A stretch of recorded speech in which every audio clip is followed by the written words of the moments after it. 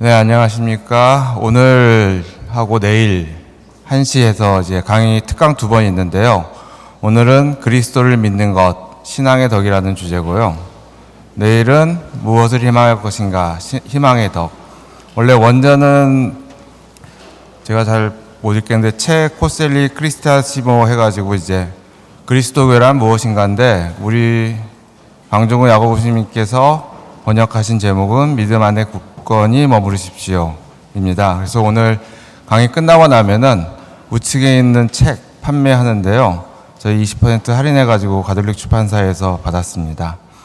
방종호 야고보스님은 2012년 서품을 받으셨고요. 그 다음에 중앙동 성당 보좌신부 하시고 로마에서 유학 갔다 오신 다음에 박사학위 받으시고 청담동 성당에서 또 부진 신부 하셨습니다. 그래서 번역서 있고요. 사진 되게 잘 나왔죠? 이거 사람들이 많이 오해하는데 서품식 사진 아닙니다. 오래 찍은 사진이에요. 그래서 실제로 무대에 올라가시면 여러분들 깜짝 놀라실 겁니다. 방종호 야고보 신부님 모시고 오늘 특강 진행하겠습니다. 신부님. 네, 안녕하세요.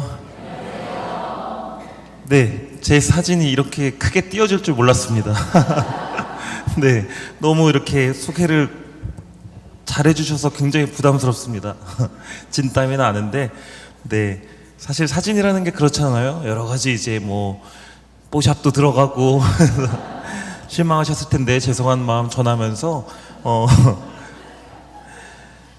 네, 일단 먼저 시작 기도를 바치고 제 소개를 하고 오늘 이제 강의와 내일 강의에 대해서 간략하게 소개드리도록 하겠습니다.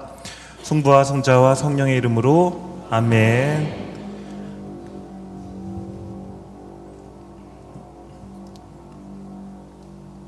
네, 고린토일서 13장 7장부터 13절까지의 말씀을 읽겠습니다.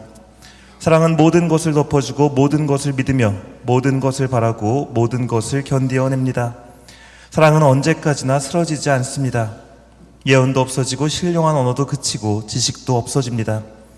우리는 부분적으로 알고 부분적으로 예언합니다. 그러나 온전한 것이 오면 부분적인 것은 없어집니다. 내가 아이였을 때에는 아이처럼 말하고 아이처럼 생각하고 아이처럼 헤아렸습니다. 그러나 어른이 되어서는 아이적의 것들을 그만두었습니다.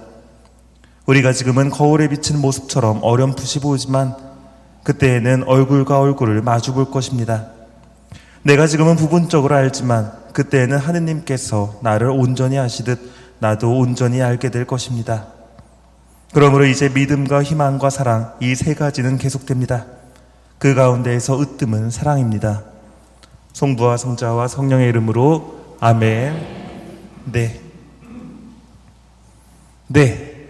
그러므로 이제 믿음과 희망과 사랑 이 세 가지는 계속됩니다. 그 가운데에서 으뜸은 사랑입니다. 라는 코린토전서의 말씀을 우리가 함께 들었습니다. 이것을 말씀드리면서 제가 이제 오늘 주제와 내일 주제를 간략하게 설명드리면 저는 오늘 신앙의 덕, 우리가 믿는다는 것, 무엇을 믿는 것인가, 그리고 하느님께서 우리에게 무엇을 요구하시는가에 대해서 말씀을 드리고 싶고, 내일은 이제 희망에 대해서 말씀드리고자 합니다. 희망. 우리는 무엇을 희망하며 살아가야 하는가? 네. 아주 간단한 주제인 것 같지만, 우리는 뭐, 하느님을 믿죠. 예수님을 믿죠. 그리고 우리는 영원한 생명을 희망하죠. 라고 우리가 이제 쉽게 간략하게 대답은 할 수 있지만, 사실 연약한 우리들은, 여러 가지 한계를 갖고 있는 우리들은 이러한 것들을 계속 항구하게 잘 걸어가기는 사실상 쉽지 않죠. 그렇기 때문에 어떠한 이정표가 되는 여러 가지 길들을 교회에서 이야기하고 있는데, 네. 베네딕토 16세 교황님의 책을 이제 간략하게 중간중간에 말씀을 드리겠지만, 사실 이 책만을 말씀드리기에는 너무 조금은 딱딱하거나 어려울 수 있어서 조금은 이제 교회의 가르침에 맞춰서 우리가 이 덕에 대해서 이야기를 드리면서 이제 우리 여기에 계신 마두동 신자분들의 신앙생활에 조금이라도 보탬이 되고자 제가 이렇게 서게 되었습니다. 일단 제가 마두동 성당에 온 건 처음이에요. 제가 이제 아무래도 서울 쪽이다 보니까 처음 오게 됐는데, 마두동이라는 본당 이름은 굉장히 많이 들었습니다. 우리 신학생들 덕분에. 여기 신학생들이 몇 명이 있죠? 2명. 네, 2명의 신학생들이 저한테 계속 수업을 듣고 계속 저한테 와서 또 이번에 저희 본당 오신다면서요 막 이렇게 이야기를 하고, 예, 그렇게 해서 굉장히 익숙하고 또 위정부 동기들도 있고 그래서 익숙하지만 그럼에도 불구하고 어쨌든 여기 와서 이렇게 신자분들이 많이 또 환대해 주시니까 너무나도 감사드립니다. 저는 아까 이제 소개해 주신 대로 신학교에서 윤리신학을 가르치고 있고, 신학교에서 가르친 지는 지금 한 4년쯤 됐습니다.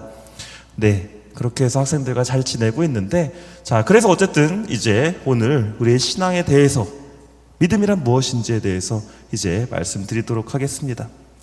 자, 믿음과 희망과 사랑, 이 세 가지는 계속됩니다 라는 코린토전서의 말씀, 이것은 우리 교회에서는 대신덕이라고 부릅니다. 대신덕이라고 한다라면 하느님을 대하는 덕이라고도 볼 수 있는데, 믿음, 희망과 사랑, 아마 신덕송, 망덕송, 애덕송 아마 한 번쯤 들어보셨을 겁니다.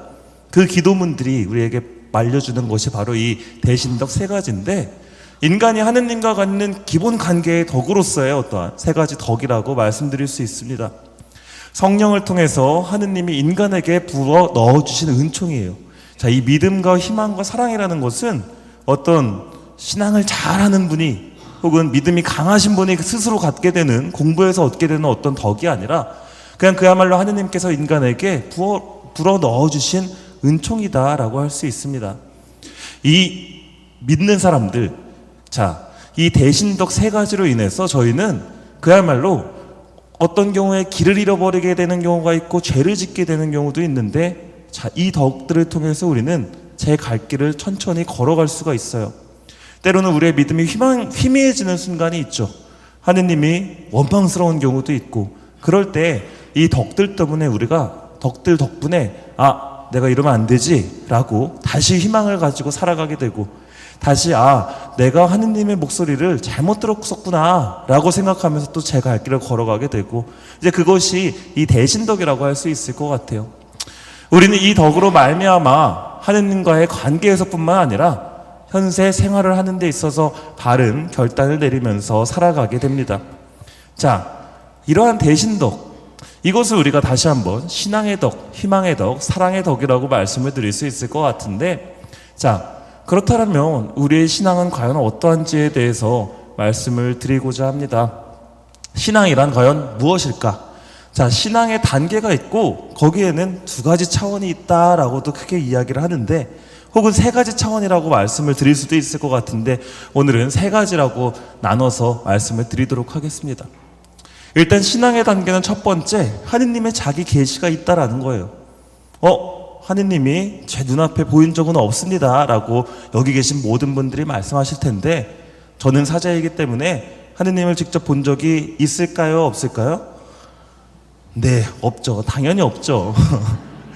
하지만 그럼에도 불구하고 우리는 저마다 어떠한 계기를 통해서 하느님을 느끼고 만날 수가 있다라는 거예요. 자, 2번째로는 하느님과 그렇기 때문에 인격적인 만남이 주어진다라는 겁니다. 단순히 어떠한 신으로서의 하느님이 아니라 하느님과 인격적인 대화가 가능하고 그분의 말씀과 혹은 그분의 신호를 전해 듣는 어떠한 계기가 인격적 만남을 통해서 더 깊어진다라고 할 수 있겠죠. 3번째로는 하느님과의 인격적 일치입니다.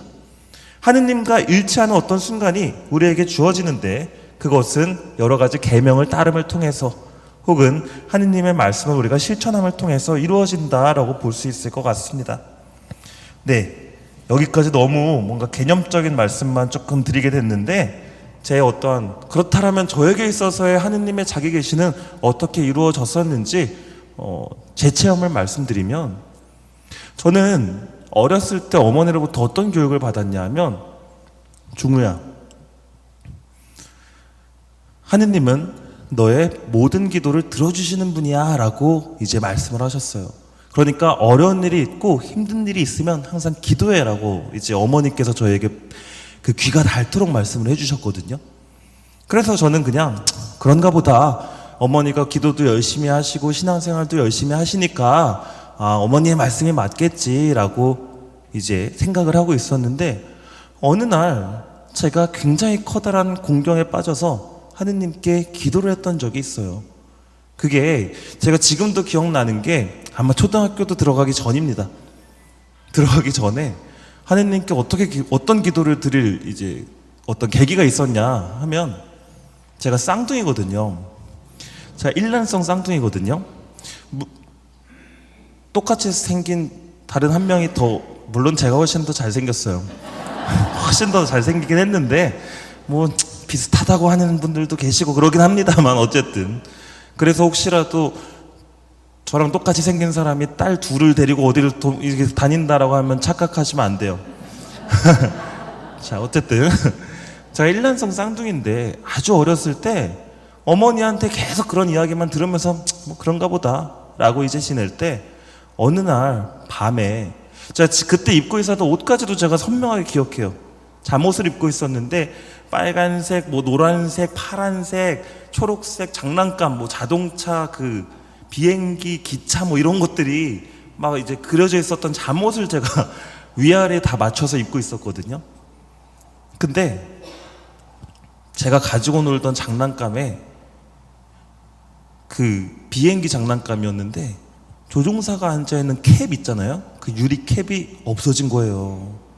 근데 말씀드렸다시피 제가 쌍둥이였다고 말씀드렸잖아요. 쌍둥이들은 장난감이 다르면 자기네들끼리 싸우고 투닥거리기 때문에 항상 어머니가 똑같은 장난감, 똑같은 옷, 뭐 똑같은 공책, 똑같은 연필 이런 걸 사주셨어요. 근데 제가 가지고 있는 장난감이 이 유리 캡이 없어졌다라고 하면 제 동생 거랑 차이가 생기는 거잖아요. 제 동생은 멋진 제대로 된 장난감을 가지고 있는데 내 거는 하자가 있다라고 하는 거는 제 동생이 저를 놀릴 거라는 거죠. 네 거 고장났다, 네 거 없어졌다라고 하면서. 이게 어린 아이한테는 굉장히 커다란 우주와도 같은 거예요. 나라를 잃은 것처럼 너무나도 이제 이게 어떡하지?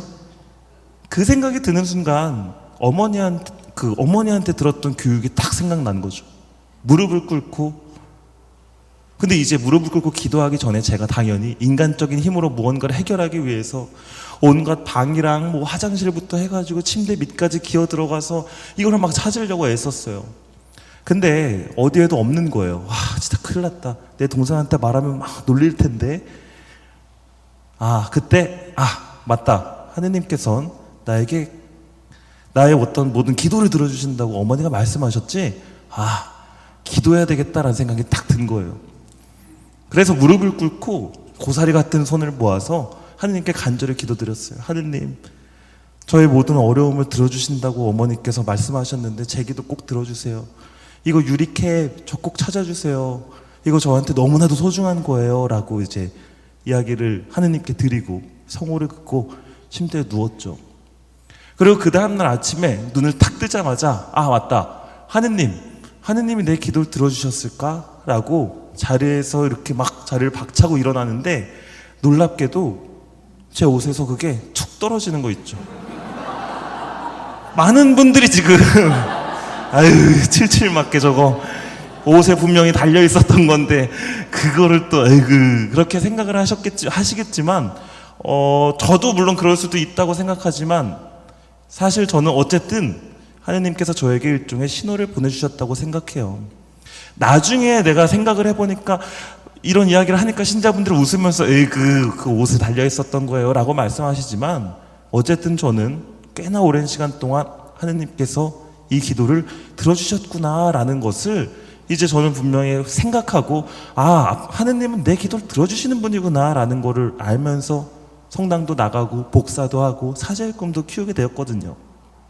자, 근데 그러다 보니까 하느님이 너무나도 놀랍고 신비롭고 나에게 힘을 주시는 분처럼 느껴졌는데, 점점 크면서 사춘기가 되면서 이상하다라는 생각이 들기 시작하는 거예요.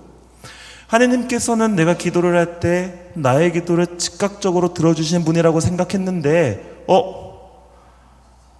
아니네 라는 생각이 이제 드는 거죠.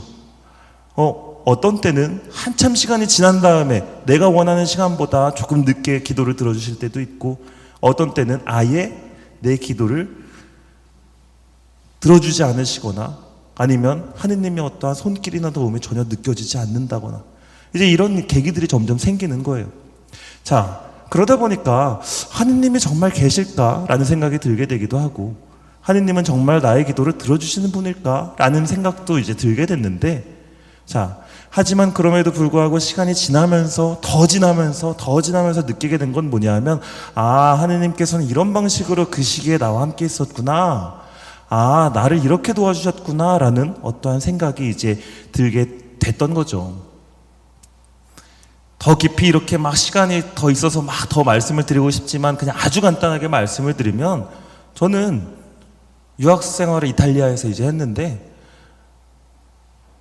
공항에 나가기 전에 하느님께 또 기도를 드렸죠. 하느님은 내 기도를 들어주시는 분이니까 기도를 드렸던 게 뭐냐 하면 건강이 좋지 않아서 한번 심근경색으로 쓰러지셨던 저희 아버지의 건강을 잘 지켜달라고 하느님께 기도를 했고 그리고 그때 공항에 나와서 저희 외할머니가 이제 우리는 마지막이야. 이제 유학 갔다 오면 난 없을 거야 라고 하면서 우리 외할머니가 또 쌍둥이니까 또 외할머니가 저희를 많이 돌봐주셔서 외할머니의 건강을 위해서 하느님께 기도를 드렸거든요.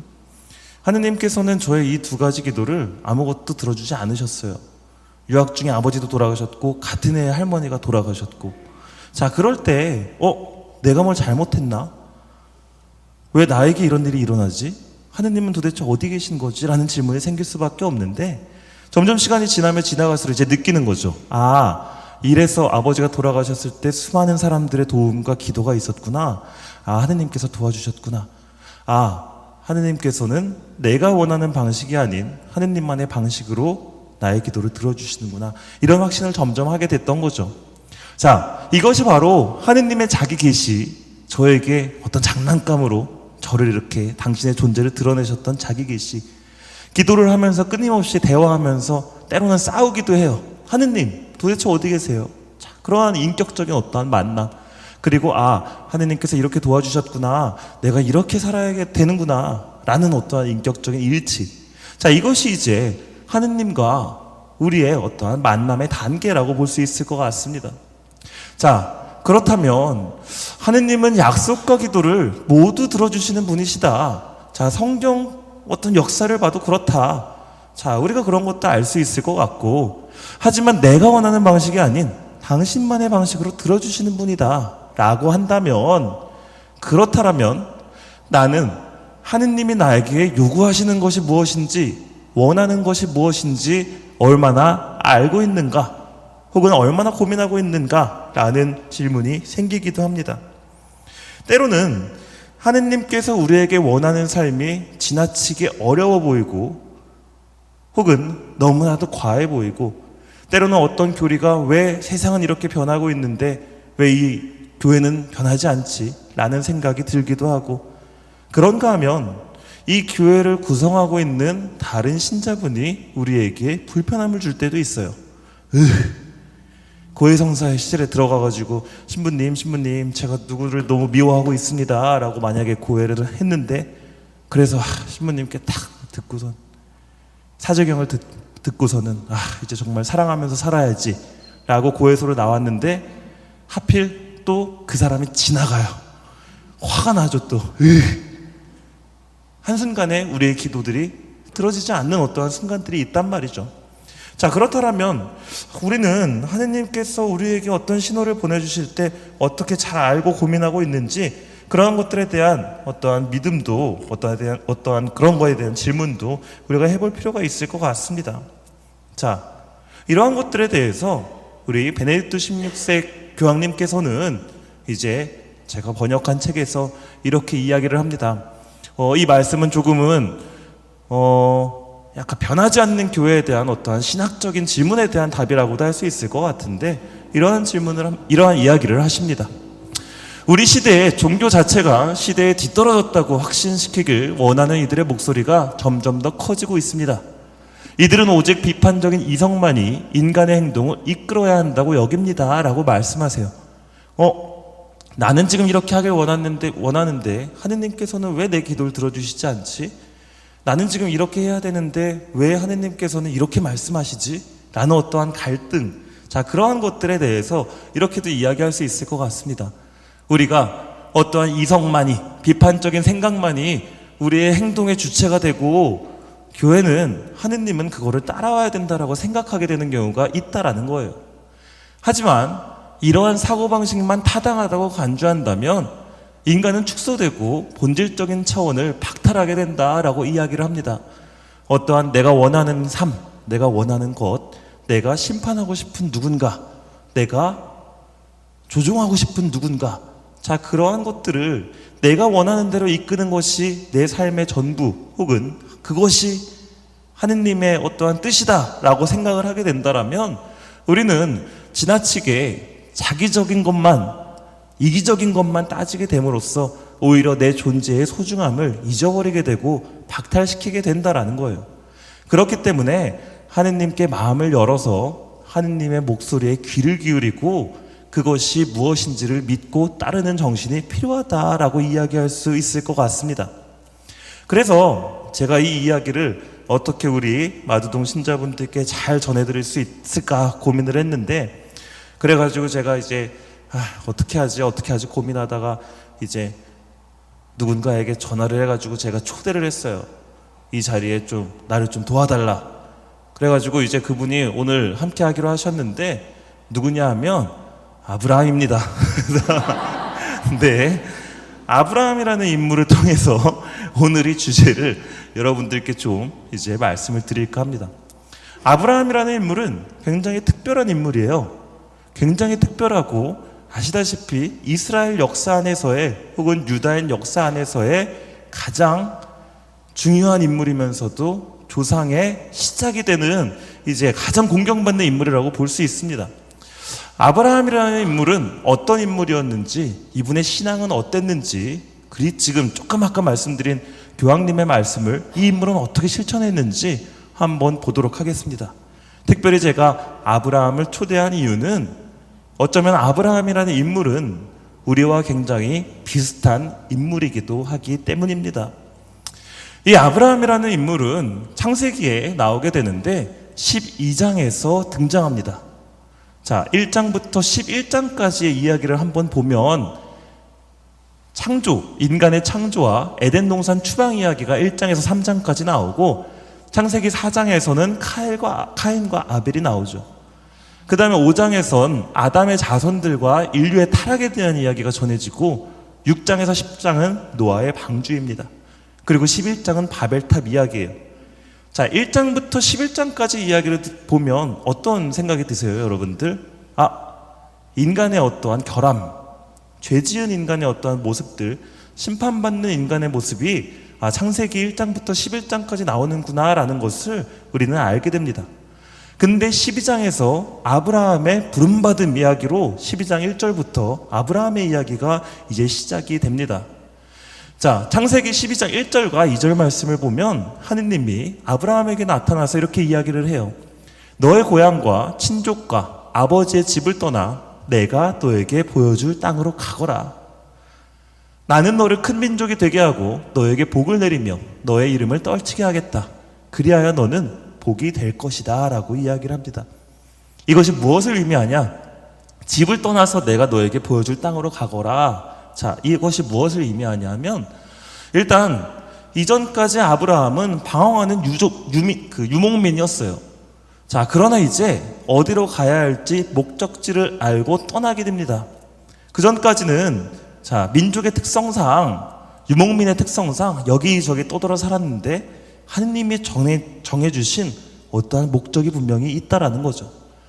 그리고 삶을 근본적으로 그만큼 바꿔야 한다라는 것을 하느님께서 우리에게, 아브라함에게 요구하셨다라는 거예요.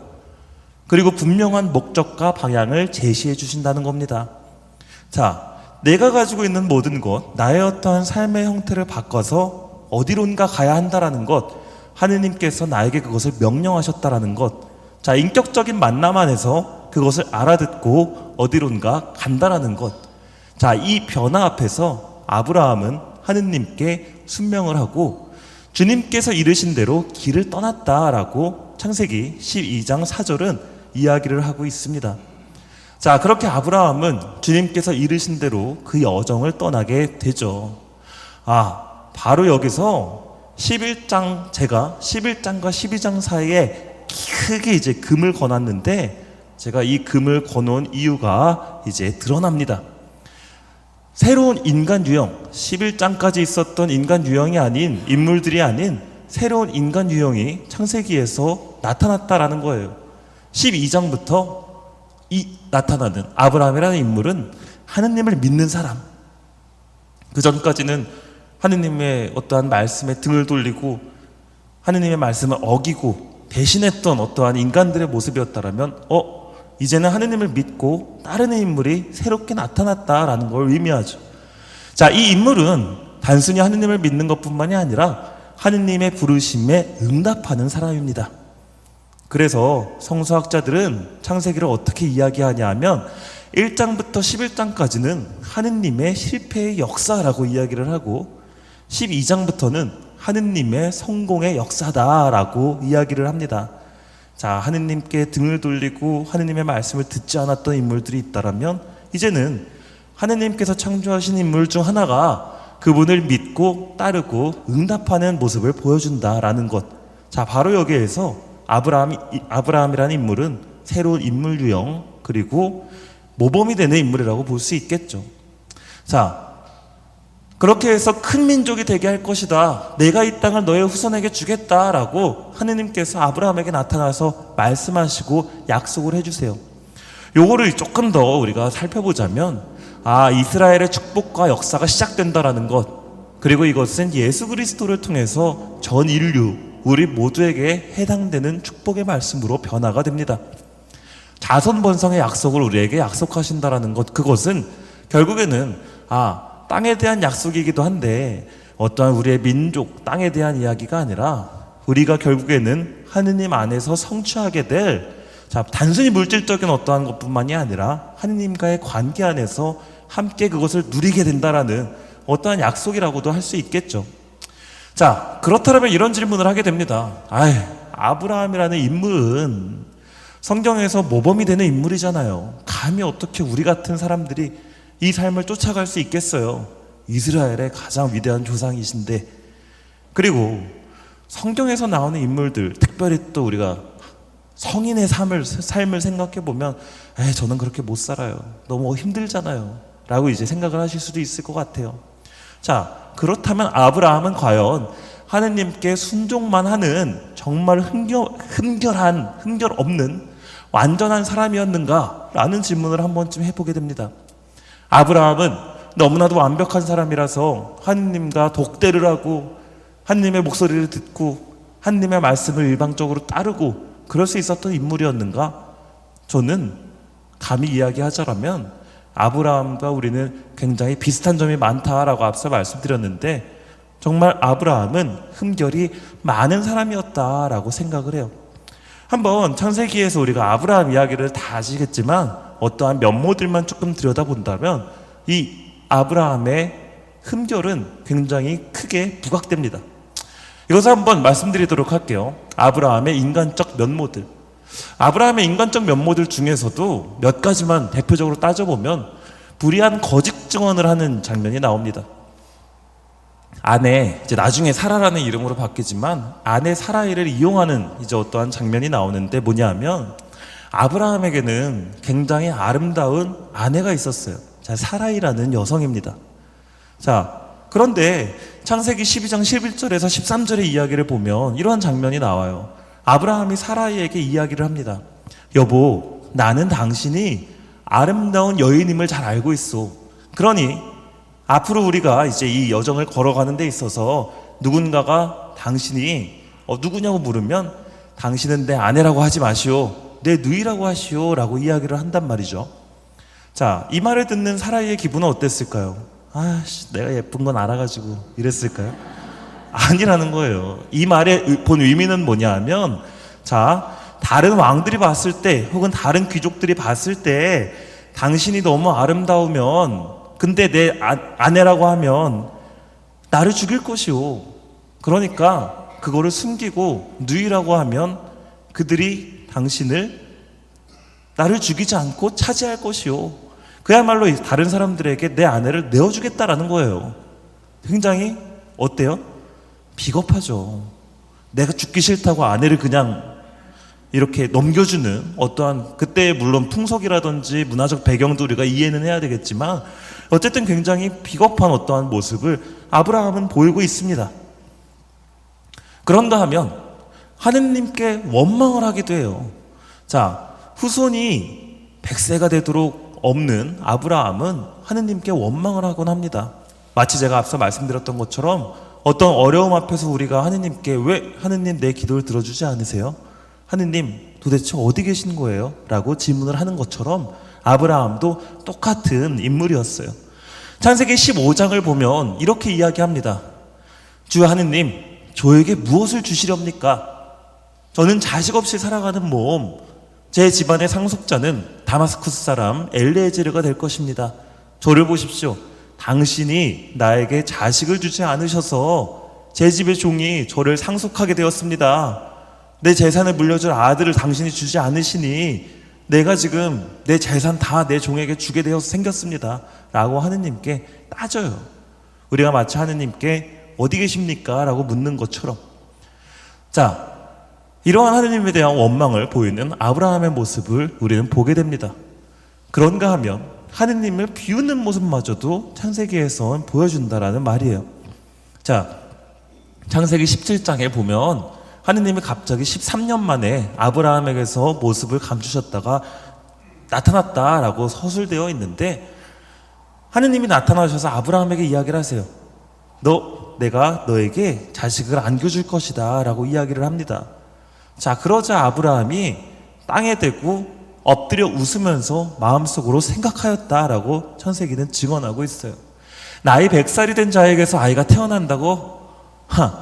그리고 90살이 된 사라가 내 아내 사라가 아이를 낳을 수 있단 말인가? 라고 하면서 하느님을 비웃는 모습을 보입니다.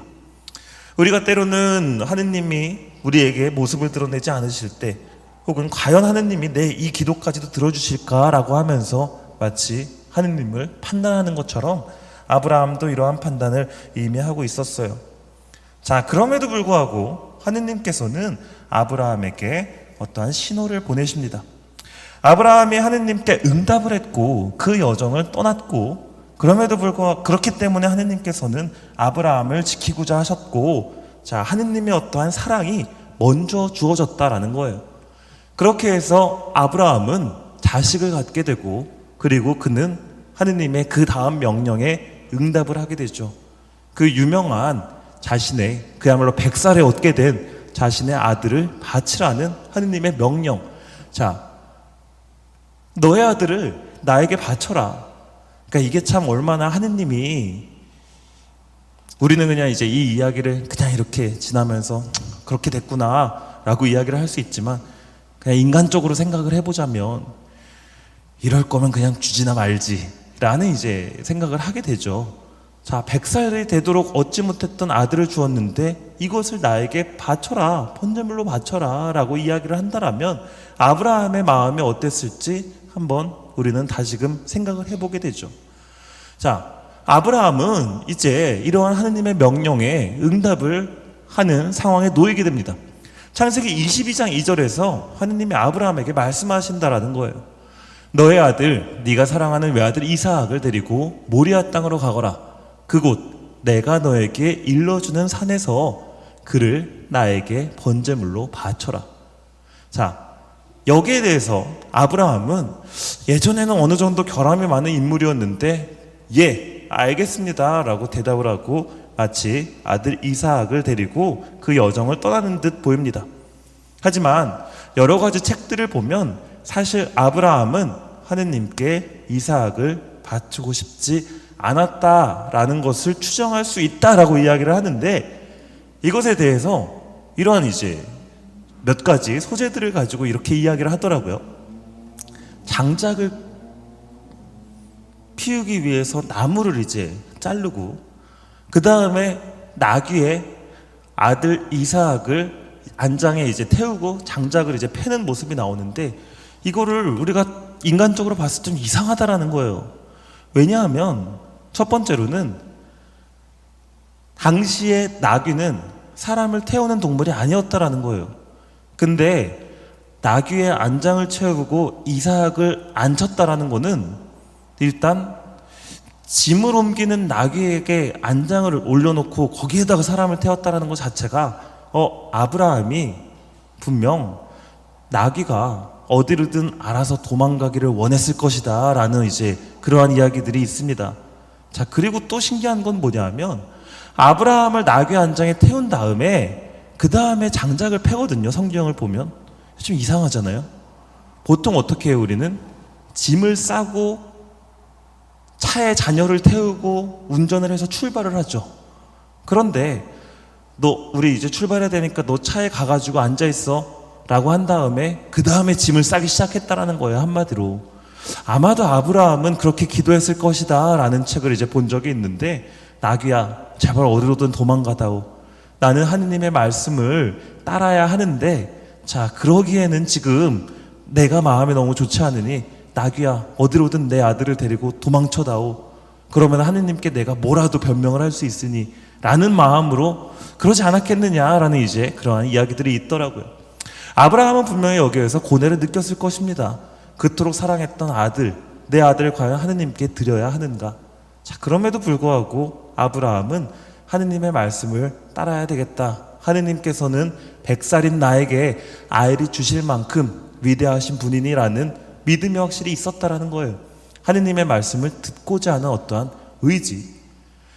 자, 그러자 하느님께서는 그래도 그것을 거두어 주시죠. 우리가 다 아는 이야기니까 이게 간단하게 말씀을 드리는데, 천사가 나타나서 그 아이에게 손대지 마라 라고 이야기를 합니다. 자, 아들을 죽이려고 하는 아브라함에게 이야기하는데, 그에게 아무 해도 입히지 마라. 네가 너의 외아들까지 나를 위하여 아끼지 않았으니 네가 하느님을 경외하는 줄을 이제 내가 알았다 라고 천사를 통해서 하느님께서 말씀을 전해주십니다. 이 이야기가 무엇을 의미하는 것인지 우리는 구약만 바라봐서는 사실 안 됩니다. 신약까지 바라봐야 돼요. 이 이야기가 성경 안에서 똑같이 한 번 더 반복됩니다. 그런데 한 번 더 똑같이 반복되는데 그 아들은 죽게 돼요. 그것이 바로 누굴까요? 예수님이라는 겁니다. 하느님께서는 인간의 자녀를, 외아들을 이제 거두어 가시려다가 그 믿음을 드러내는 것만으로도 그것을 이제 인정해 주시고 참아 주셨는데, 아브라함의 이 아픈 마음, 괴로운 마음을 하느님께서 그대로 그 역할을 대신하시면서 어린 양, 즉 대체된 어린 양 이삭의 역할을 예수 그리스도가 그대로 맡았으나 결정적인 차이는 아들의 죽음에서 이루어지는 것이죠. 하느님의 아픔, 인간의 구원을 위한 어떠한 의지, 이러한 모든 것들이 바로 거기에서 신약에서 해소가 됩니다. 자, 어쨌든 아끼지 않았으니, 너가 외아들까지 아끼지 않았으니 내가 하느님을 얼마나 경외하는 줄 내가 알겠다라는 인격적인 응답을 하느님께서 우리에게 해주십니다. 자, 이것은 결국에는 아들을 찌르지 않았다고 하더라도, 아들을 바치지 않았다고 하더라도 그 마음을 그대로 받아주시는 하느님의 마음을 드러내는 대목이라고 볼 수 있겠죠. 그리고 경외하는 줄을 이제 내가 알았다라고 말씀하시는데, 이거는 뭐냐 하면 두려움을 가지라는 이야기가 아니라 그야말로 하느님의 말씀을 청취하고 순종하는 그 자세를 의미해요. 아들을 죽여라 라고 이야기를 하는 것을 따르는 것은 하느님이 두려워서가 아니라 하느님이 어떤 뜻이 있겠지, 하느님의 말씀을 내가 따라야지라는 어떠한 순명의 자세, 순종의 자세, 이것이 하느님께서 우리에게 원하는 것이구나 라는 것을 이 이야기를 통해서 알고 있다라는 겁니다. 결국 우리에게 원하시는 하느님의 지식, 하느님의 알미라는 것은 내가 얼마나 하느님의 말씀을 잘 따르고자 노력하고 있는 것인가 라는 것이라고 할 수 있겠죠. 결국 사랑의 약속이 주어지고 그것에 대해서 부족하다고 하더라도 인간이 응답할 때 그 마음을 하느님께서는 온전히 알아주신다라는 것을 우리는 이 이야기를 통해서 알게 됩니다. 자, 그렇게 해서 이 약속이 그리스도까지 연결이 되고 이 이야기는 결국에는 예수 그리스도를 통해서 우리 모두에게 주어진다라고 할 수 있는데, 자, 바로 여기에서 이제 하느님이 그렇다면 우리에게 요청하는 것이 무엇인지를 확인할 수가 있다라는 거죠. 신앙이라는 것은 무엇인가? 자, 라는 질문으로 우리가 지금 이 이야기를 계속해서 해왔는데, 결국 하느님께서 우리에게 요청하시는 것은 신앙이다, 믿음이다 라는 것을 다시 한번 확인할 수가 있습니다. 그렇다면 바로 신앙, 자, 한 분이신 하느님을 흠숭하라 라는 첫 번째 계명, 자, 10계명 중에서 오늘은 딱 1계명만 이제 말씀을 드릴 건데, 한 분이신 하느님을 흠숭하라, 자, 그것이 바로 믿음이다라는 것. 자, 그리고 그것이 우리가 따라야 할 신앙의 덕, 한 분이신 하느님을 흠숭하라는 것. 자, 이것에 대해서 우리가 조금은 더 자세히 설명을 드릴 필요가 있을 것 같습니다. 탈출기 20장을 보면 이러한 말씀을 이제 우리에게 하세요. 나는 이집트 땅 종살이 하던 집에서 너희를 이끌어낸 주 너의 하느님이다. 너에게는 나 말고 다른 신이 있어서는 안 된다. 나만을 믿어라 라는 하느님의 말씀이죠. 너는 위로 하늘에 있는 것이든 아래로 땅 위에 있는 것이든 땅 아래로 물속에 있는 것이든 그 모습을 본뜬 어떤 신상도 만들어서는 안 된다. 나를 사랑하고 내 계명을 지키는 이들에게 나는 자애를 베푼다. 하지만 나를 믿지 않고 다른 것을 섬긴다라고 한다면 나는 질투하는 하느님이다. 자, 그 죄악을 3대 4대 자손들에게까지 갚게 할 것이다 라는 이 말씀을 하십니다. 자, 이 구절을 보면 굉장히 어떤 두려운 하느님, 무서운 하느님의 모습이 드러나는데, 가끔 이제 우리가 성경을 보다 보면 그런 생각이 들 때가 있을 것 같아요. 또 신자분들이 많이 질문을 하시는 부분이기도 한데, 구약의 하느님과 신약의 하느님은 왜 이렇게 달라요? 라고 이제 질문을 하는 경우가 있습니다. 구약에 있는 하느님은 마치 심판의 하느님, 분노의 하느님, 항상 화가 나 계세요. 질투하는 하느님이라는 표현, 그리고 뭔가 처벌하시는 하느님의 모습인 반면에 그리스도가 이야기하는 하느님은 조금 다릅니다. 용서의 하느님, 자비의 하느님, 사랑의 하느님. 자, 이런 하느님의 모습이 분명하게 나눠지는 듯한 어떠한 모습을 우리가 보게 되는데, 사실 그렇지 않다라는 것을 이제 우리가 말씀을 드릴 수가 있을 것 같아요. 아무리 그래도 신부님 이 구절을 보세요. 질투하는 하느님이고 막 죄악을 자손들에게 갚을 것이다 라는 말씀. 자, 이 구절에 대해서 우리 베네딕토 16세 교황님께서 이 책에서 말씀하시는데, 하느님께서는 사랑의 하느님이고 그 모습은 결코 변함이 없다. 그러나 때로는 하느님께서 우리에게 다그치기도 하신다라는 거예요. 그게 어떤 걸 의미하냐면, 어린 아이가 엄마, 나 오늘부터 밥 안 먹어. 나 오늘부터 초콜릿만 먹을 거야. 라고 하면 어떻게 하세요? 오케이, 너의 자유지. 나는 너를 존중해. 오늘부터 초콜릿만 먹어. 라고 하면서 초콜릿을 주세요, 안 주세요? 아니죠. 너 그러면 키 안 커. 너 그러면 살쪄. 너 그러면 아플 거야. 라고 이야기를 하면서 어떻게든 이 아이를 수정하려고 우리가 노력을 하죠. 만약에 어떤 갓난 아이가 기어가면서 새 젓가락을 들고 딱 누가 봐도 저기 있는 콘센트로 기어간다고 상상을 한번 해보면, 새 콘책을 들고 여기에 넣어야 되겠다. 엄마 나 여기 는다. 재밌겠다 하면서 는다고 했을 때 박수 치면서 와, 잘한다 라고 하는 부모님은 없을 거라는 거예요. 크게 화내겠죠. 오히려 너 정말 이렇게 되면 어떻게 되는지 알아? 라고 하면서 다시는 그런 생각도 하지 못하도록 때로는 다그치기도 하고, 이제 그러한 이제 모습을 우리가 보인다라는 거죠. 그러나 그것을 과연 우리가 사랑이 아니기 때문에 화가 나서 행하는 행동이다 라고 할 수 있을까요? 아니죠. 그 모든 것이 어떠한 사랑이다 라고 볼 수 있는데, 자, 하느님께서도 그렇게 우리에게 그러한 모습을 보이는 것이지 사랑과 자비의 모습은 결코 변하지 않는다라는 거죠. 자, 그래서 그것에 대한 예를 또 제가 가져왔는데, 자, 열왕기의 어떤 솔로몬에 대한 이야기를 한번 우리가 봤으면 좋겠습니다. 열왕기 상권에서 11장 5절에서 8절까지인데, 이 이야기를 한번 보자면, 솔로몬의 모습이 나옵니다. 솔로몬에게는 왕족 출신 아내가 700명, 후궁이 300명이나 있었다. 그 아내들은 그의 마음을 돌려놓았다. 솔로몬은 시돈인들의 신 아스타롯과 암몬인들의 혐오스러운 우상 밀콤을 따랐다. 이처럼 솔로몬은 주님의 눈에 거슬리는 악한 짓을 저지르고 자기 아버지 다윗만큼 주님으로 온전히 추종하지 않았다. 그때 솔로몬은 예루살렘 동쪽 산 위에 모압의 혐오스러운 우상 크모스를 위하여 산당을 짓고 암몬인들의 혐오스러운 우상 몰록을 위해서도 산당을 지었다. 이렇게 하여 솔로몬은 자신의 모든 외국인 아내를 위하여 그들의 신들에게 향을 피우고 제물을 바쳤다. 주님께서 솔로몬에게 진노하셨다라고 이야기를 합니다.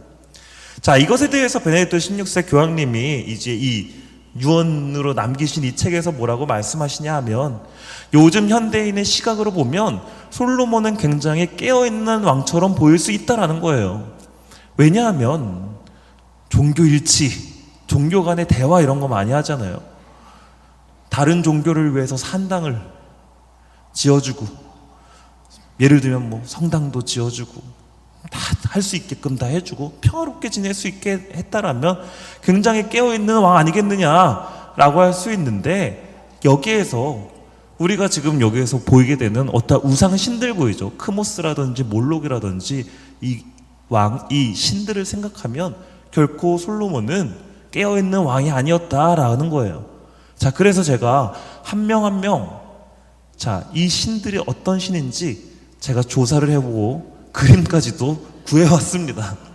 자, 시돈인들의 신 아스타롯, 혐오스러운 우상 밀콤, 혐오스러운 우상 크모스, 혐오스러운 우상 몰록. 하느님이 질투하시는 하느님이라고 하더니 이 신들을 이게 섬기면은 다 확 질투를 하시고 화를 내시는구나. 단순히 그것이 아니라 이 신들은 윤리적인 죄악과 관련이 있는 신이었다라는 거예요. 자, 아스타롯은 전쟁과 성적 사랑의 신. 자, 어떠한 이제 결혼이나 이런 것에 매여 있지 않고 성적 자유의 신이었다라고 기록이 남겨져 있고, 자, 밀콤이라는 신은 지하세계와 불, 장례식 제물과 관련된 신인데, 이 장례식 제물이라고 한다라면 장례식 때 산자들을 죽여서 함께 사장시켰던 신이라는 겁니다. 크모스는 파괴자, 통치자를 의미하고 인간을 희생제물로 바쳤던 신이에요. 어린아이를 희생제물로 받았던 신이다. 자, 몰록이라는 신은 고대 근동 지역에서 어린이를 불에 태워 제물로 바쳤던 신이라고 열왕기 상권에 기록이 되어 있습니다. 그래서 이 그림을 보면 여기 이 소의 모습으로 되어 있는 신의 그 신상의 안쪽에만 불이 이제 그려져 있는데, 어린이를 저런 식으로 불에 태워가지고 제물로 바쳤던 신이었다라는 거예요. 자, 결국에 하느님께서 우리에게 말씀하시는 우상신이라고 하는 것은 뭐냐 하면, 어떠한 잘못, 하느님께서 우리에게 세워주신 어떠한 계명을 위반하는 신, 잘못된 행위를 오히려 인간에게 불러일으키는 신, 자, 그러한 신이었다라는 것. 그러한 신을 따르는 인간에게 하느님께서는 분명한 심판과 경고를 내리셨다라는 겁니다. 단순히 나를 믿지 않는다고 질투하신 하느님이 아니라, 유일신인 하느님은 존재하지 않는 인간이 만들어낸 신이 어떠한 잘못된 행위를 할 때 심판하셨다, 분노하셨다라는 거예요. 이렇게 생각하면 솔로몬은 단순히 다른 종교의 관용적인 왕이 아니라 윤리적 죄악을 승인하고 침묵하고 있었던 어리석은 왕이었다라는 것이 드러나게 되죠. 자, 그렇게 하느님께서는 그야말로 잘못된 길에 들어서는 인간에게 경고를 내리시는 분이고, 당신의 말씀을 따르는 이들, 자, 이들에게는 그야말로 사랑과 자비를 베푸시는 분이다라는 것을 우리는 다시금 알게 되는 겁니다. 이렇게 우리는 하느님께서는 우리에게 당신을 받아들이는 것, 요청하는 것, 우리에게 요청하는 것, 그것이 결국에는 하느님의 말씀을 잘 듣고 흠숭하는 것이구나 라는 것을 깨닫게 돼요. 자, 이러한 첫째 계명은 결국 믿음과 희망과 사랑을 포함하는데, 자, 하느님을 믿고 하느님께 희망을 두고, 그렇다면 누가 하느님을 사랑하지 않을 수 있겠느냐라고 우리 가톨릭 교회교리서는 이야기를 하고 있습니다. 자, 그렇다면 이제 이 지점에서 우리를 한 번쯤 돌아봐야 할 것입니다. 신앙의 덕을 거스르는 죄는 과연 무엇이 있는지 한번 보도록 할게요. 그리고 신앙의 덕을 잘 따르는 것은 무엇인지 간단하게 한번 보도록 하겠습니다. 신앙의 덕을 거스르는 죄, 혹은 제1계명을 거스르는 죄라고 한다면 고의적 의심이다라고 우리 교회는 이야기하고 있습니다. 하느님께서 계시하시고 교회가 믿으라고 제시하는 것을 진리로 받아들이기를 소홀히 하거나 거부하는 것. 특별히 우리 베네딕토 16세 교황님께서는 이제 제가 이 책을 설명을 조금 더 드리자면, 교황님께서 베네딕토 16세 교황님께서 2022년 12월 31일에 돌아가셨거든요. 돌아가시기 전에 원고를 모아놓으시고 내가 죽은 다음에 이 책을 내달라라고 말씀을 하셨어요. 유언을 남기신 책인데, 이것이 이제 그 안에 남겨져 있는 교황님이 마지막까지 우리에게 전해주고자 했었던 어떠한 말씀들이 여기에 담겨져 있다라고 볼 수 있겠죠.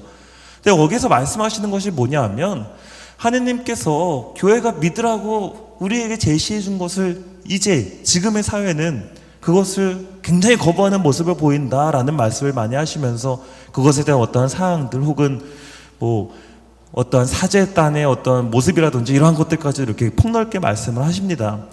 자, 우리는 때로는 교회가 믿으라고 하는 것, 대표적으로 뭐가 있을까요? 대표적으로 이런 게 있는 것 같아요. 원수를 사랑하여라 라고 이야기를 할 때 이제 그것만은 제가 라는 생각을 이제 할 때가 있거든요. 그거 어떻게 7번씩 70번이라도 제가, 그런 경우가 있거든요.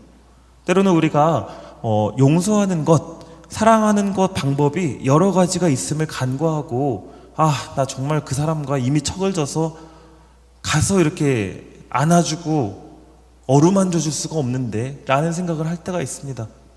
그럴 때 우리가 조금 더 지혜롭게 하느님께 기도하면서, 천천히 하느님께 기도하면서, 하느님, 그 사람과 화해할 수 있는 계기를 마련해 주세요 라고 기도를 한다거나, 아니면 제가 지금 그 사람에게 다가가긴 힘들지만 서서히 다가갈 수 있는 용기를 주세요 라고 기도를 한다거나, 아니면은 그 사람이 그럼에도 불구하고 하는 일이 그냥 잘 평탄하게 될 수 있도록 하느님께서 지켜주세요, 하느님께 모든 것을 내어 맡겨드립니다, 제 마음을 라고 봉헌을 한다거나. 자, 이제 이러한 여러 가지 방법이 있음에도 불구하고 밉고 싫고 그래서 험담 계속하고 그렇게 되는 경우가 있죠. 자, 이러한 경우가 이제 서로 사랑하라는 어떠한 하느님의 가르침을 의도적으로 소홀히 하거나 거부하는 것이다 라고 할 수 있을 것 같아요. 자, 고의적인 의심이 바로 이 신앙의 덕을 거스르는 것이다 라고 볼 수 있을 것 같습니다. 그런가 하면 본의 아닌 의심도 있습니다.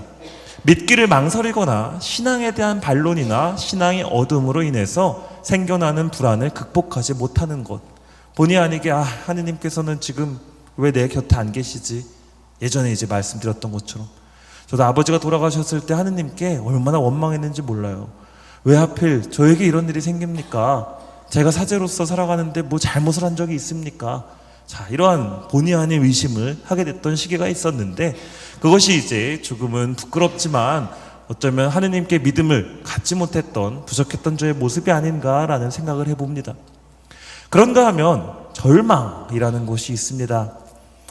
하느님께서 나를 구원해 주시고 구원에 이르도록 도와주시거나 내 죄를 용서해 주시리라는 희망을 버리게 되는 경우가 있습니다. 자, 하느님의 선함과 위로움과 그리고 그분의 자비로움을 거스르고 희망을 버리고 있는 경우가 있어요. 내가 절망에 빠져서 나는 왜 이거밖에 안 되지? 왜 나는 이런 식으로밖에 행동을 못하지? 라고 하면서 스스로 절망하게 되는 경우. 그러나 하느님께서는 우리에게 영원한 땅을 약속해 주신 것처럼 그 약속에 성실하신 분이라는 것, 그렇기 때문에 우리가 절망해서는 안 된다라는 거예요.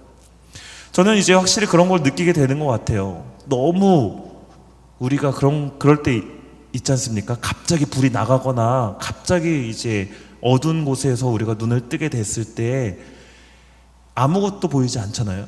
정말 아무것도 보이지 않다가, 그러나 그 어두움에 계속 머무르고 있다 보면 어떻게 돼요? 눈이 조금씩 적응을 하죠. 그렇게 되면서 처음에 보이지 않았던 것들이 희미하게나마 조금씩 보이게 되는 경우가 생깁니다. 자, 이 어둠을 저는 절망에 비유하고 싶어요. 갑자기 막 이 성당에서 불이 확 나갔을 때 아무것도 보이지 않지만 내가 기다리고 내가 그 길을 조금씩 거기에서 머무르고 있다 보면 희미하게 뭔가가 생긴다라면 하느님께서 우리에게 주어주시는 어떠한 표지들이 있다라는 거죠. 우리에게 보내주신 사람들이 있다라는 거고, 그렇다면 우리는 그것을 천천히 밟아 나가서 이제 스위치를 찾는다거나 더 밝은 곳으로 나아간다거나 그럴 수 있다라는 겁니다.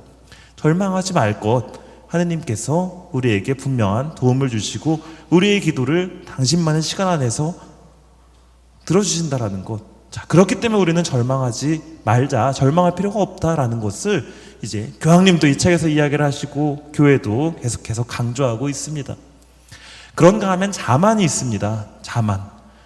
도움 없이도 구원받을 수 있다고 생각해서 자기 자신의 능력만을 자만하는 경우, 회개하지 않고도 하느님의 용서를 얻고 어떠한 공로 없어도 영광을 얻을 수 있다고 생각해서 하느님의 전능과 자비를 과신하는 경우가 있습니다. 절망과 완전히 반대되는 경우라고도 볼 수 있을 것 같은데, 나는 지금 잘하고 있으니까, 본당에서 이렇게 잘 봉사하고 있으니까, 열심히 헌신하고 있으니까 나는 다른 사람들보다 훌륭해, 하느님께서는 나를 사랑하실 거야 라고 자만하는 경우가 있어요.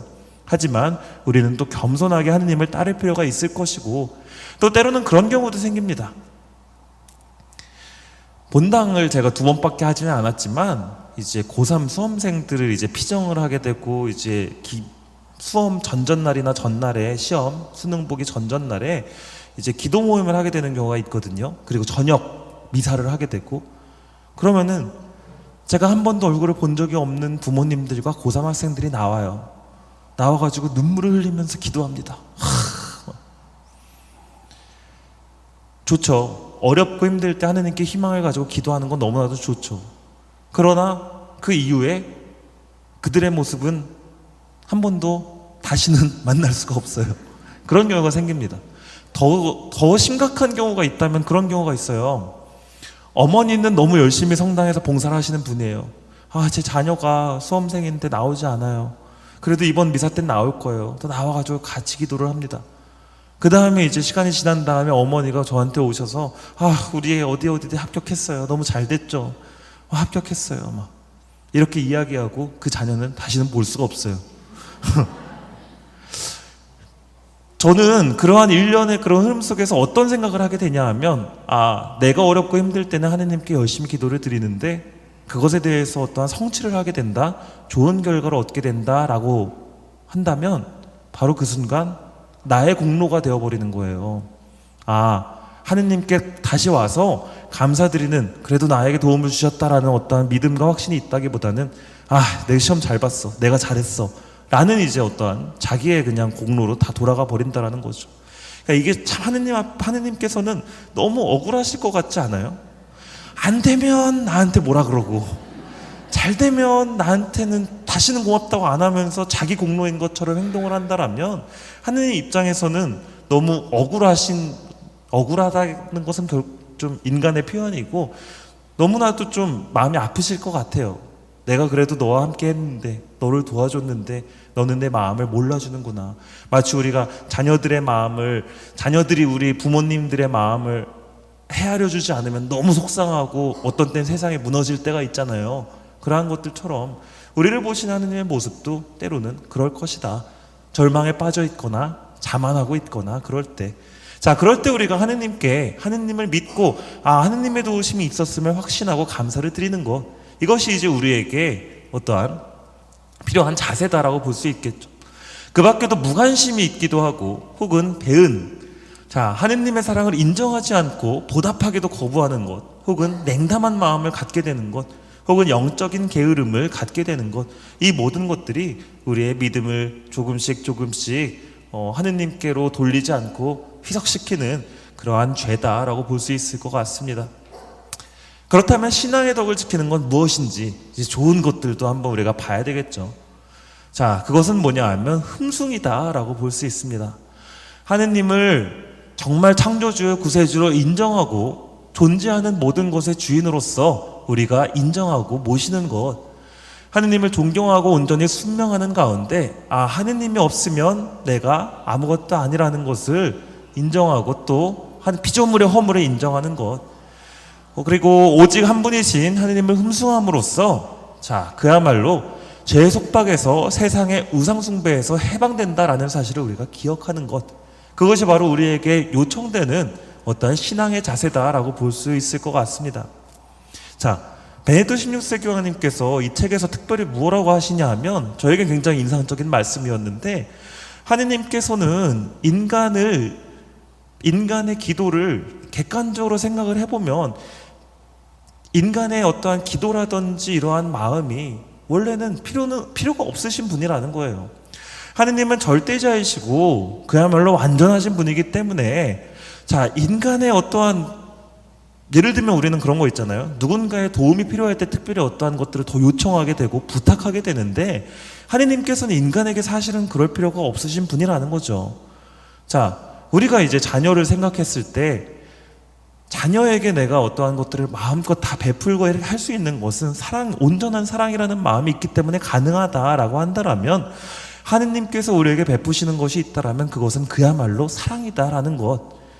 그러나 우리는 이제 어떤 부족한 것만을 또 하느님께 요청하기도 하고 하지만, 우리가 가지고 있는 것, 그것의 주인이 하느님이라는 것을 잘 기억할 필요가 있습니다. 그것이 바로 신앙의 덕, 흠숭이라고 볼 수 있겠죠. 그런가 하면 기도입니다. 우리가 믿음을 실천하는 것은 분명히 기도 안에서 가장 먼저 이루어진다라는 거예요. 하느님을 향해서 마음을 드높이는 것이 하느님께 드리는 우리 흠숭의 표현이다라고 이야기를 하는데, 찬미와 감사의 기도, 전구와 청원의 기도, 이 모든 것 낙심하지 말고 끊임없이 기도해야 한다라는 루카복음 18장 1절의 말씀을 잘 기억할 필요가 있을 것 같습니다. 사랑이라는 것은 우리가 대화를 또 시도할 때 우리가 그 마음을 더 표현하게 된다라고 볼 수 있는 것이죠. 어떠한 순간 내 아이는 넘어져도 엄마를 찾고 아빠를 찾고, 어려운 게 있으면 엄마, 아빠 용돈 좀, 이렇게 이야기를 하는데, 크면 클수록 이제 더 이상 부모님께 이러한 것들을 요청하지 않는 경우가 생기죠. 어려움이 있어도 내가 알아서 나의 노력을 통해서 해결하려고 그러고, 엄마보다는 누구를 찾아요? 친구를 찾고. 이럴 때 어쩌면 이 아이가 나를 더 이상 사랑하지 않는 건가? 라는 이제 우리가 생각을 하게 되는데, 물론 이제 그렇지는 않지만, 그러한 것들처럼 우리가 낙심하지 말고 끊임없이 하느님께 뭔가를 청하고 기도할 때 믿음은 더욱더 하느님께 드리는 것이 된다, 바치는 것이 된다. 근데 이제 여기에서 찬미와 감사의 기도가 있다라는 것을 우리가 또 잊어서는 안 되겠죠. 하느님께 간구하고 청하는 것만 하기보다는 분명히 또 감사와 이러한 것들. 예전에 이탈리아에서 제가 생활할 때 굉장히 인상 깊었던 건 뭐냐 하면, 중고등부 학생들을 그 본당 신부님이 그렇게 교육을 시켜 놓으신 것 같아요. 대림절 때 제가 어디 본당에 가가지고 고해성사를 이제 도와주는데, 판공성사를 도와주는데, 중고등부 아이들이 한 오후 5시쯤 되니까 단체로 이제 와가지고는 고해성사를 보더라고요. 근데 모든 학생들이 와가지고는 성호를 그은 다음에 뭘 하냐 하면, 고해 본 지 얼마나 됐습니다. 그리고서는 자기 잘못을 고백하는 게 아니라 자기 잘못을 고백하기 전에 하느님께 감사드리는 것을 먼저 이야기를 하더라고요. 모든 아이들이 그렇게 교육이 된 것 같아요. 저는 어떤 친구가 있고, 어떤 좋은 부모님이 있고, 저는 어떻게 살고 있고, 그래서 하느님께 감사합니다. 그런데 이러한 죄들을 지었습니다 라고 이야기를 하더라고요. 굉장히 인상 깊었어요. 나의 죄만을 생각하는 것이 아니라 먼저 하느님께 감사할 것을 생각했을 때, 그럼에도 불구하고 내가 이런 것들을 하느님께 드리지 못했구나, 하느님께서는 나에게 이렇게 많은 걸 주셨는데 라고 이제 더 잘 생각해 볼 수 있는 것 같습니다. 이제 희생제사, 미사, 이거 역시도 당연히 우리가 신앙을 잘 실천하는 어떠한 중요한 수단이라고 볼 수 있겠죠. 하느님께 흠숭과 감사, 탄원과 일체의 표정인 제사를 드리는 것은 마땅한 일이다. 이 책에서 또 우리 교황님께서, 베네딕토 교황님께서는 성체에 대해서 잘 설명을 해주시는데, 희생 제사에 대해서 설명을 해주고, 그 행위가 무엇인지에 대해서도 우리에게 잘 일러주시는데, 하느님 앞에 선다라는 것의 의미를 특별히 이제 강조하십니다. 사제가 주님 앞에 나와 서게 해주시니 감사하나이다, 이런 기도문을 이제 할 때 하느님 앞에 선다라는 것이 무엇인지, 우리가 단순히 성당에서 성체를 모시기 위해 혹은 강론 말씀을 듣기 위해, 복음 말씀을 듣기 위해 있는 것이 아니라 하느님 앞에 나와서 서게 된다라는 것, 자, 그것이 그야말로 우리가 또 믿음을 드리는 가장 본질적인 어떠한 모습들이다라고 볼 수 있겠죠. 그렇게 해서 아우구스티누스는 거룩한 친교 안에서, 자, 미사 안에서 하느님과 일치하고 행하고 또 그럼으로써 행복해질 수 있다라면 그것이 참다운 제사다라고 이야기를 했습니다. 때로는 힘들고 괴로운 일들이 우리의 주변에 있지만 하느님 앞에 나와 함께 대화하고 인격적인 만남을 가지고 설 수 있다라는 것, 그것이 정말로 또 우리에게 주어진 커다란 은총이라는 것, 성체의 신비라는 것, 이것을 잘 기억할 필요가 있겠죠. 자, 그렇게 해서 한 분이신 하느님을 흠숭하라, 그리고 이 신앙의 덕에 대해서 말씀을 드렸습니다. 여기에서 이제 이 강의를 거의 마치면서 다시 한번 이제 조금 우리가 또 주변에서 볼 수 있는 한 가지 점을 조금 강조를 해드리고 싶은데, 그게 뭐냐 하면 신앙을 어기는 것에 있어서 우리가 또 주변에서 흔하게 보게 되는 경우가 뭐냐 하면 이 미신, 이러한 경우가 이제 있어요. 근데 우상숭배라고 이야기를 한다면 단순히 어떠한 윤리적 죄라고도 또 할 수 있겠지만 미신, 그리고 뭐 신점, 이러한 것들을 이제 보게 되는 경우가 이제 특별히 우리나라 문화가 그러기도 하고 또 우리의 어떠한 세대가 그러한 세대가 있기도 하고 그런 거는 맞는데, 그거에 대해서 이제 조금만 말씀을 드리면, 너무 열심히 기도하시는 분이고 고3 수험생 기도 때 기도도 너무 열심히 하시는데 그거 끝나고 뒤에서 이제 어디가 용하냐고 한 번 더 물어보고, 제 자녀는 시옷자가 뭐 붙어있는 뭐 시옷자로 시작되는 대학을 가야 된대요. 막 그러지 않으셨으면 좋겠습니다. 하느님께서는 우리의 어떠한 길을 닫아놓으신 것이 아니라 정말로 열어놓으신 분이라는 것, 그 길은 우리가 걸어나가게 된다라는 거예요. 그리고 하느님께서는 우리에게 분명한 목적지를 알려주셨는데 그것이 어디 대학을 가고 어디에 취직하고의 문제가 아니라 누구를 만나고 이 사람과 결혼을 해야 되냐 말아야 되냐, 자식을 몇 명, 그런 게 아니라 하느님을 만나러 가는 그 길을 열어놓으셨다라는 거예요. 자, 내비게이션을 우리가 생각을 해보면 목적지가 분명히 주어져 있죠. 거기로 가게 된다. 제가 오늘 해화동에서 차를 몰고 이렇게 1시간 반 정도, 20분 정도를 운전해서 왔는데 길을 잘못 들었다라고 하면 내비게이션이 뭐라고 해요? 경로를 다시 탐색합니다 라고 하죠.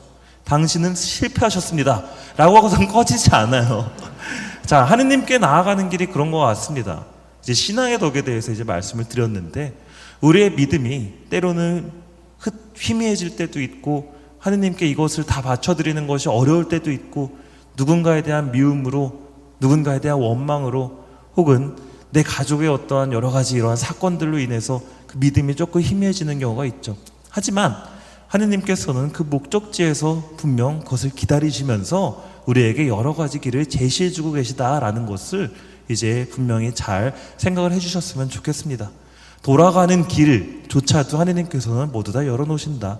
그렇다면 우리는 그분의 사랑과 자비를 잘 기억하면서 그 여정을 걸어 나가야 한다. 그리고 나의 잘못에 대한 어떠한 반성도 하면서, 교황님께서 그 유언을 여기다가 남기신 걸 제가 또 실어놨는데, 이제 교황님께서도 내가 이제 살아가면서 잘못한 모든 분들에게 사과한다라는 것을 이제 적어 놓으셨거든요. 그리고 나를 위해서 기도해달라라고도 적어 놓으셨는데, 그러한 교황님의 마음처럼 우리도 하루하루 살아가면서 짓게 되는 또 부족한 것들이 있지만, 그것들은 또 우리가 고해성사를 통해서 어떤 하느님과 대화를 통해서 또 기도를 통해서 하루하루 걸어나가다 보면 분명히 하느님께서는 그 목적지에서 우리에게 두 팔을 벌려서 이제 환영해주고 계실 것이다 라는 그 믿음, 그것이 바로 신앙의 덕이 이야기하고 있는 본질이다 라고 할 수 있을 것 같습니다. 내복을 입고 무릎을 꿇고 간절하게 하느님 제 장난감 이것 좀 고쳐주세요, 찾아주세요 라고 했던 그 어린 아이는 이제 어느덧 12년 차의 사제가 돼서 이 신앙에 대해서 지금 이야기를 하고 있는데, 어제 언젠가 이제 저도 이제 우리 모두가 다 그렇듯이 하루하루가 지나가다 보면 언젠간 하느님 앞에 설 날이 오겠죠. 그랬을 때 하느님을 만나게 된다라면, 그리고 하느님께 딱 하나의 질문만 할 수 있는 기회가 주어진다라면 저는 물어볼 것 같아요. 하느님, 제가 잘 살았어요. 뭐 이런 게 아니라, 하느님, 그때 저가 어렸을 때 기도했을 때 하느님께서 분명 제 기도를 들어주신 게 맞죠? 라는 것을 여쭤보고 싶어요. 그럼 분명히 하느님께서는 고개를 끄덕이시면서 맞아, 그거 나야 라고 말씀하시지 않을까라는 생각을 해봅니다. 우리의 모든 기도를 들어주시는 하느님, 때로는 우리가 원하는 방식은 아닐지라도 그것을 신뢰하는 것, 자, 그것이 바로 우리에게 원하시는 하느님의 모습이라는 것.